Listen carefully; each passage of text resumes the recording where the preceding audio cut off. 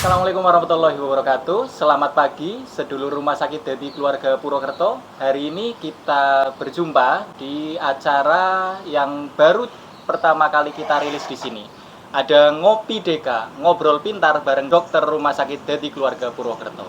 Ini merupakan salah satu media promosi kesehatan Rumah Sakit Dadi Keluarga Purwokerto. Insya Allah secara rutin akan kami share ke seluruh masyarakat, khususnya sedulur Rumah Sakit Dadi Keluarga Purwokerto. Tujuannya kami ingin memberikan informasi terkait kesehatan, karena di Rumah Sakit Dadi Keluarga Purwokerto kita punya banyak dokter spesialis yang siap berbagi informasi kesehatan, edukasi kesehatan, kemudian tips-tips untuk hidup sehat di masa sekarang. Saya Doni Kristiono, dokter umum di Rumah Sakit Dadi Keluarga Purwokerto. Pagi ini kami sudah menghadirkan Dr. Tutik Ernawati, spesialis saraf. Beliau merupakan DPJP, dokter spesialis saraf di Rumah Sakit Dadi Keluarga Purwokerto yang sudah berpengalaman tentunya dalam memberikan pelayanan kesehatan di Rumah Sakit Dadi Keluarga Purwokerto. Selamat pagi, dokter. Selamat pagi, dokter Doni. Dan selamat pagi kepada sedulur Rumah Sakit Dadi Keluarga Purwokerto yang saya cintai. Di dokter, alhamdulillah nih dok, pagi ini kita bisa ngobrol bareng dokter. Ini kita ada di area poliklinik nih dok, ruang tunggu poliklinik Rumah Sakit Dadi Keluarga Purwokerto nih dok. Jadi selain ada ruang tunggu di dalam ruangan, kita ada ruang tunggu luar yang pemandangannya cukup indah ya dok untuk hari ini. Dokter, sebelumnya dok, saya sebenarnya deg-degan ini dok, karena dokter Tutik ini teman-teman, beliau adalah dosen saya dulu waktu kuliah nih dok, dari Fakultas Kedokteran Universitas Jenderal Sudirman. Zaman kuliah tidak kebayang dok. Oh iya iya. Pada akhirnya bisa bekerja bersama di sini dok. Bisa duduk bersama. Duduk bersama, ngobrol bersama dengan dokter Tutik di sini. Topik hari ini dok, kita akan membahas terkait epilepsi dokter. Iya. Jadi epilepsi ini mungkin cukup banyak kasusnya dok. Yang sering kita temui ada orang yang tiba-tiba kejang, ada orang yang tiba-tiba diem, terus lama-lama kejang, kemudian keluar busa sampai di mulut kados ngaten gitu.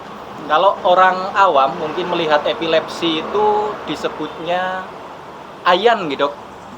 Nggih, seperti ayan dok.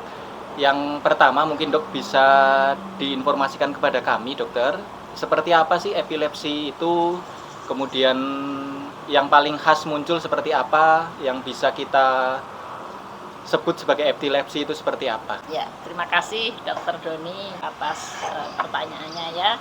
Untuk sedulur Rumah Sakit Dadi Keluarga Purwokerto yang saya cintai, epilepsi itu sebetulnya ada kriteria tertentunya. Kapan orang itu disebut epilepsi? Jika ada serangan 2 kali dalam 1 tahun minimal, itu sudah masuk kriteria epilepsi, tidak selalu kejang. Kalau yang orang awam ayan ya, orang awam ayan itu adalah sebagian dari epilepsi seperti itu. Serangan apa? Nyeri kepala berulang minimal 2 kali, polanya yang sama, mungkin epilepsi. Nyeri perut yang berulang mungkin juga itu suatu epilepsi. Kejang berulang itu suatu epilepsi. Atau istilah yang sekarang sering kita dengar yaitu blank. Jadi blank, kalau diajak ngomong nggak nyambung, itu adalah juga epilepsi. Jadi epilepsi itu adalah suatu diagnosa yang sebetulnya luas sekali ya. Itu yang sering kita temui. Kalau orang itu kejang baru berobat, tapi sebetulnya sering kita dapatkan itu tidak selalu kejang. Nah, ini yang mungkin harus kita pahami bersama, tidak harus kejang tapi serangan berulang. Jadi di sini ya perlu, kalau ada serangan berulang perlu ke dokter saraf untuk memastikan apakah itu suatu epilepsi atau tidak. Yang selama ini kita paham mungkin gitu, sebenarnya epilepsi itu identik dengan kejang saja gitu. Iya. Berarti epilepsi ternyata serangan-serangan lain, tanda gejala lain itu banyak gitu. Bisa serangan tadi berulang. Yang serangan berulangan bentuknya yang disampaikan dokter tadi, ada bengong, tidak nyambung, itu juga mungkin bisa ternyata adalah salah satu gejala dari epilepsi itu tersendiri gitu. Kalau untuk usianya dok, sebenarnya kita bisa mulai mendiagnosis seseorang atau pasien itu masuk ke dalam epilepsi itu usia berapa gitu bisa kita diagnosis? Berkaitan dengan usia ya, bayi baru lahir bisa terjadi yang namanya epilepsi. Kaum muda bisa terjadi epilepsi, orang tua juga bisa. Namun di sini epilepsinya tentunya penyebabnya berbeda-beda. Karena secara garis besar epilepsi itu bisa dibagi dua kelompok besar, yaitu primer dan sekunder. Primer itu biasanya kita sebut kalau memang tidak didapatkan kelainan yang mendasari suatu epilepsi seperti ayan ya. Tapi sekunder itu adalah suatu epilepsi yang disebabkan oleh penyakit lain. Misalnya yang sering pada remaja-remaja yang setelah kecelakaan kebentur kepalanya, kemudian beberapa waktu 3 bulan, 6 bulan, setelah itu terjadi bengong berulang atau bahkan kejang berulang, itu juga epilepsi, yaitu epilepsi sekunder karena pasca trauma kepala. Begitu juga pada orang tua, misalnya belum pernah selama hidupnya terjadi kejang, belum pernah selama hidupnya selama ini nyeri kepala, tiba-tiba terjadi. Nah, ini juga bisa diindikasikan perlu pemeriksaan lebih lanjut.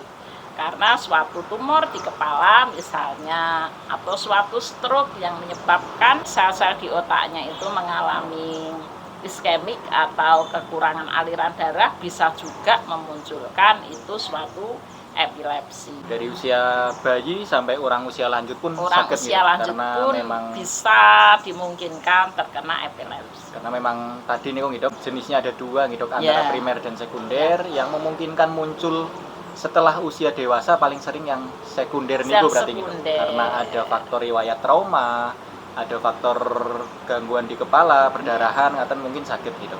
Jadi hari ini kita dapat minuman segar ini dokter. Ini dari Discuss Cafe Purwokerto. Kita coba terlebih dahulu ya dok. Sepertinya enak sekali. Dok, di cuaca yang cukup panas, kopi dingin memang paling enak dok. Es Cafe Discuss ya? Es Cafe Discuss. Betul dok, mantap sekali. Sedulur rumah sakit dari keluarga, kita lanjutkan kembali ngopi DK siang hari ini, ngobrol pintar dengan dokter dari keluarga, masih dengan topik yang sama terkait epilepsi, masih dengan dokter Tutik Ernawati spesialis saraf. Tadi sudah kita diskusikan sampai batas usia, kemudian penyebab-penyebabnya gitu dokter. Terus satu dokter yang sering terjadi di masyarakat dokter. Jadi ketika ada orang yang dalam serangan epilepsi itu ketika kejang gitu dok, biasanya sampai muncul busa dokter dari mulut. Kemudian yang melihat kadang takut dok. Kalau dulu zaman saya masih kecil gitu dok, ada gosip yang berkembang dok. Awas jangan kena air liurnya, nanti ketularan, ngaten dok. Apakah hal tersebut itu betul atau mboten dok? Hal-hal mitos itu perlu kita luruskan dan kita benarkan. Jadi seperti tadi dari awal, salah satu epilepsi itu ayan ya. Ayan itu karena yang memang jelas kelihatan dramatis itu ayan. Kalau yang lain-lainnya tersembunyi karena nggak begitu dramatis ya. Nah, bagaimana kalau kita melihat orang lagi mengalami serangan kejang-kejang atau sering disebut ayan itu, yang pertama adalah kita tolong yang bersangkutan, yang sakit ini dipindahkan ke tempat yang aman. Karena namanya serangan kan bisa terjadi di mana saja. Jadi kadang di kamar mandi, maka orang epilepsi kalau mandi nggak boleh pintunya ditutup, selalu terbuka. Karena kalau pas serangan, orang yang menolong bisa masuk. Kemudian orang epilepsi juga tidak boleh melakukan olahraga yang ekstrim seperti panjat gunung, naik tebing, renang, seperti itu tidak boleh. Kenapa? Karena serangan epilepsi itu kadang tidak dapat kita duga, tidak dapat kita prediksikan kapan terjadi, sehingga dihindari tempat-tempat yang membahayakan, misalnya di depan kompor juga. Jadi Kalau kita lihat berita-berita yang dramatis, seorang epilepsi lagi masak, kemudian luka bakar karena minyak yang di penggorengan, itu kan sebetulnya bisa dihindari. Bagaimana kita melihat orang epilepsi? Pertama, singkirkan dari tempat yang berbahaya. Jadi jadikan yang aman. Longgarkan pakaiannya. Kalau pakai kerudung ya dilonggarkan kerudungnya, kemudian kancingnya dibuka biar dapat oksigen dari udara luar. Kemudian setelah dilonggarkan, kalau kita melihatnya pasien itu dalam posisi belum terjadi kejang yang ini ya, baru pingsan dan kita paham itu epilepsi, tolong kalau ada benda yang lunak ya, jangan yang keras, itu dimasukkan ke mulutnya. Kenapa? Karena kalau pasien itu nanti kejang, kemudian giginya menggigit lidahnya bisa terluka, bahkan bisa putus. Untuk menghindari itu harus dimasukkan benda untuk mengganjal biar lidahnya itu aman. Boleh apapun, boleh handuk, boleh kerudungnya, boleh apapun, tapi jangan sendok, karena misalnya ketemunya sendok kan keras, atau pulpen misalnya nggak boleh karena itu keras dan bisa patah, justru memperberat luka di dalam mulutnya. Nah, setelah di tempat aman kita longgarkan, jangan sekali-sekali memaksa pasien yang kejang itu dalam posisi sesuai kita mau dilemeskan atau gimana, nggak boleh. Jadi biarkan saja. Kemudian kalau kejangnya sudah berhenti, baru kita tanya pasiennya. Kalau memang pasiennya masih kejang dalam waktu 5 menit, maka segera dibawa ke rumah sakit. Sebetulnya sih cepatnya ya untuk mengabari ambulan yang terdekat. Katanya ada ambulan gratis ya di rumah sakit Dadi Keluarga. Nah, tinggal telepon aja, nanti segera ambulannya meluncur untuk membawa pasien itu ke IGD. Di situ dokter jaga akan melihat semuanya pasien ada trauma atau tidak, karena pasien yang epilepsi lebih dari 5 menit kemungkinan bisa terjadi status epileptikus, yaitu serangan epilepsi, serangan kejang yang lama dan bahayanya bisa membuat orang itu berhenti bernafas, sehingga perlu dimasukkan ICU untuk membantu nafas. Mungkin itu cara awam penanganan yang bisa kita lakukan untuk membantu saudara kita yang sedang mengalami serangan epilepsi. Sedulur Rumah Sakit Dadi Keluarga, lengkap sekali nih penjelasan dari Dokter Tutik. Jadi kita tidak perlu khawatir, sedulur sekalian, kalau ada yang kejang, epilepsi, keluar liur, sedang kejang, jangan takut, boten menular gitu, Dok. Tidak menular. Karena air liur itu adalah efek dari kejangnya pasien, jadi itu hanya air liur biasa. Air liur biasa malah harus kita tolong gitu. Harus kita tolong. Kalau ada serangan, sudah ada penanganan awal dari sedulur sekalian, masih belum membaik, telepon Rumah Sakit Dadi Keluarga Purwokerto. Kita layanan IGD 24 jam, insya Allah siap menjemput sedulur sekalian yang membutuhkan pelayanan kesehatan di sini. Kalau untuk menegakkan diagnosisnya, dokter, secara pasti, mungkin kalau kita ada riwayat kejang, bengong, dan lain sebagainya, ingin pemeriksaan lebih lanjut, ingin datang ke rumah sakit, khususnya mungkin di Rumah Sakit Dadi Keluarga Purwokerto, gitu, dokter. Kita apakah sudah punya alat yang lengkap untuk menegakkan diagnosis, oh ini kondisi epilepsi, oh ini bukan epilepsi. Mungkin itu perlu diinformasikan kepada kami gitu, dokter, seperti apa fasilitas di sini, kemudian bagaimana agar seseorang itu bisa dinyatakan tegak diagnosis epilepsi, dokter. Seperti tadi, kalau ada serangan berulang itu bisa kita kategorikan epilepsi. Tentu kita lebih mendalami lagi jenis epilepsinya apa, seperti itu, primer atau sekunder, seperti itu. Sehingga nanti dokter saraf akan melakukan namanya EEG, elektroencephalografi. EEG ada di Rumah Sakit Dadi Keluarga.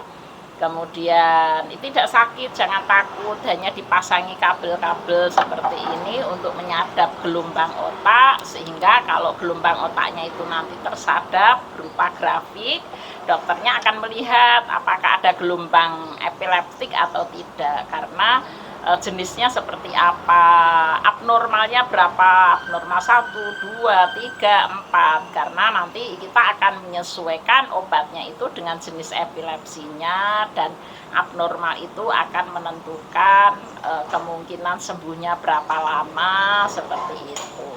Satu lagi selain elektroensefalografi tadi yang saya bilang, kalau dia sekunder penyebabnya oleh hal yang lain ya, maka perlu dilakukan CT scan kepala. Saya rasa di rumah sakit Dadi Keluarga juga ada unit radiologi yang memiliki CT scan kepala yang 24 jam buka untuk memastikan kalau tidak ada kegawatan di kepala yang berakibat adanya kejang pada pasien epilepsi ini. Sedulur Rumah Sakit Dadi Keluarga, jadi kami di Rumah Sakit Dadi Keluarga memang sudah lengkap. Kita mempunyai alat EEG, kemudian apabila memerlukan CT scan kita juga sudah ada, tentunya dengan dokter-dokter saraf yang kompeten di bidang pengobatan untuk kondisi-kondisi kelainan tersebut.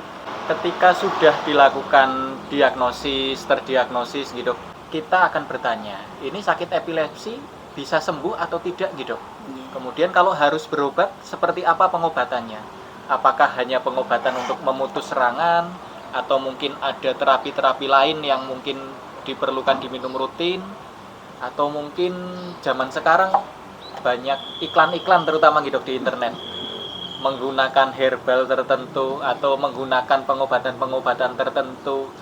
Kemudian apakah hal tersebut bisa kita terapkan, atau seperti apa kita harus selektif dalam pengobatan epilepsi ini, dokter? Jadi tentang pengobatan epilepsi ini ada berbagai hal ya. Pertama adalah kita menegakkan diagnosisnya dulu dengan alat elektroensefalografi dan CT scan untuk mengetahui apakah epilepsi ini primer atau sekunder. Kalau epilepsi primer ya memang di CT scan-nya juga tidak akan nampak kelainan. Mungkin di elektroensefalografinya kita akan dapatkan gelombang epileptik sehingga perlu diobati. Untuk pengobatan epilepsi ini, kita goalnya adalah pasien itu terkontrol. Terkontrol itu artinya pasien tidak boleh kejang. Makanya di sini ada perlu dosis yang sesuai dengan pasien. Pertama mungkin satu obat dosisnya sudah sesuai, sudah maksimal, masih kejang, mungkin perlu ditambah 2 obat. Tapi memang pertama kita adalah awalnya adalah dengan monoterapi dulu. Kalau perlu baru politerapi. Nah di sini perlunya kontrol adalah untuk melihat apakah kejang itu sudah tidak ada sama sekali.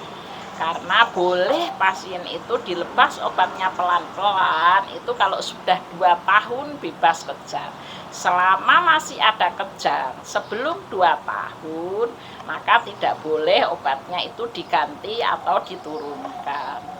Nah, boleh diturunkan pelan-pelan kalau sudah 2 tahun bebas kejang.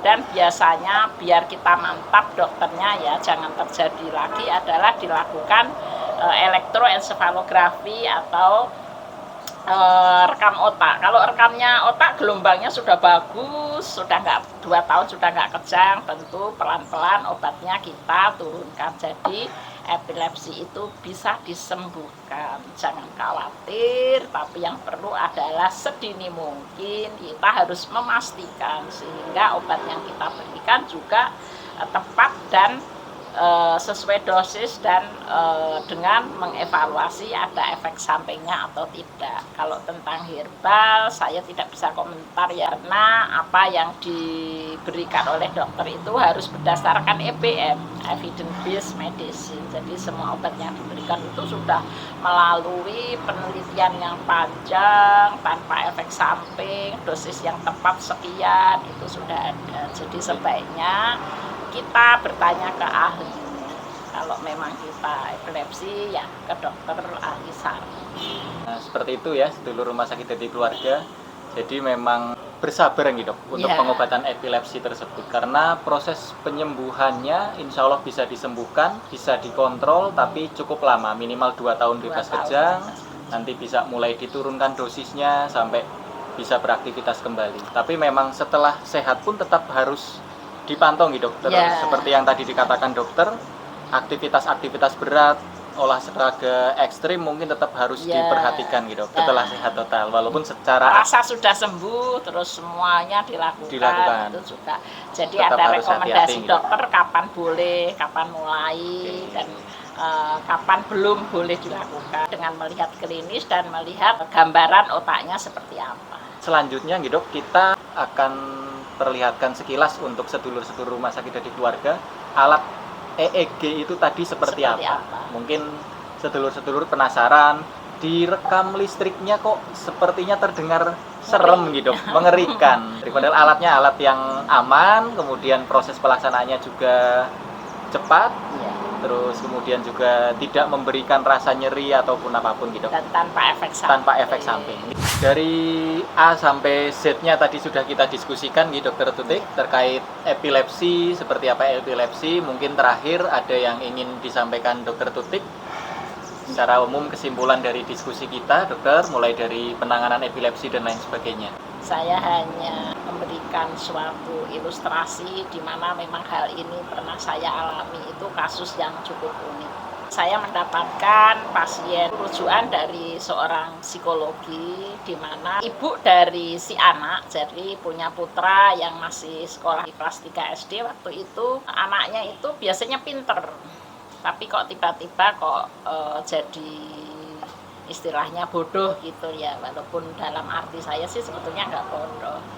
Nah, dari psikologi itu kemudian dikonsulkan ke saya dengan cerita ternyata ada beberapa saat anak itu tidak connect, artinya blank, terus nyambung lagi, blank, nyambung lagi. Nah, di situ akhirnya saya melakukan EEG atau rekam otak tadi ya. Pasien ditidurkan, rekam otak, ibunya saya bawa ke ruang EEG untuk melihat seperti apa gelombang otak. Pada saat serangan, makanya epilepsi itu serangan, nggak kejang, anaknya cuma kedip-kedip gini, beberapa detik, maka terjadi gelombang otak yang nggak normal, bagus lagi, kedip-kedip lagi, gelombang otak lagi, kedip-kedip. Nah, disitulah saya menyimpulkan kalau anak ini sebenarnya terjadi serangan epilepsi jenis absan. Absan itu blank-blank, bengong-bengong. Ibunya saat itu nangis, ya Allah dok, makanya gelasnya sering pecah di rumah, dan saya jengkel, saya marahi. Setelah ibunya tahu seperti itu, akhirnya dia menyadari kalau itu bukan kesalahan anaknya dan anaknya tidak bodoh, sehingga perlu diobati. Setelah mendapatkan obat yang tepat, anak ini sudah tidak pernah memecahkan gelas dan piring di rumah. Kemudian nilai rapotnya juga semakin baik. Itulah suatu ilustrasi epilepsi yang kadang tidak terdeteksi. Jadi dianggap anak ini ya bodoh-bodoh aja. Nah, padahal kalau kita gitu care terhadap anak kita, maka ini bisa diobati dan berakhir dengan baik. Itu saja mungkin dok. Jadi epilepsi tidak harus dramatis ayam, tapi hal yang berulang itu perlu kita konfirmasi apakah ini epilepsi atau tidak. Matur nuwun Dokter Tutik, spesialis saraf, atas waktunya, atas ilmunya yang diberikan kepada kita, kepada teman-teman sedulur rumah sakit dari keluarga dalam acara Ngopi Deka.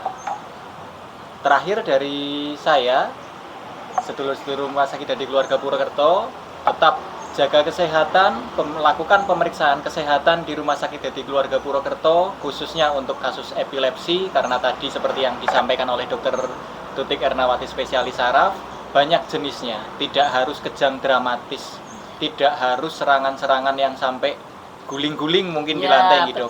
Banyak hal-hal kecil yang ternyata setelah dilakukan pemeriksaan mengarah ke epilepsi. Dan apabila sudah ada serangan kejang yang rutin, juga bisa muncul kegawatan status epileptikus yang harus mendapatkan penanganan medis gitu.